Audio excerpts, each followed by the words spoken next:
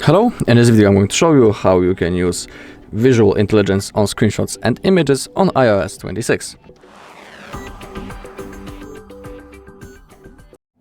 Okay, since we have an update into iOS 26, the visual, of course a lot of new things appeared. One of them is visual intelligence. So now, for example, when we are taking a screenshot, we have a new option when we tap on it.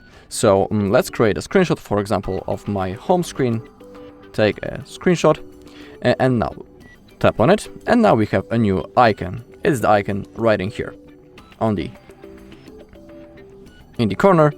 And now, thanks to that, when we click on that, when you have some of the links, they will be highlighted. If there will be some QR codes, they'll also be they will be shown, and you can quickly get access to them. But for example, in my case, when I have taken a screenshot of my home screen, it simply highlighted the whole text that was on the screen, and now I can quickly copy it.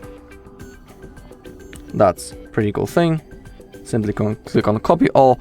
Now I'll show you that it was actually copied. So let me only open up, for example,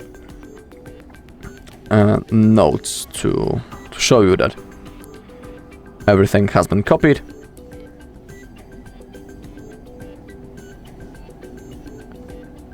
Click on paste, and you can see that whole text from my screenshot has been automatically copied, and now I can paste it. Pretty cool thing. It also works with images when you open them from your photo app.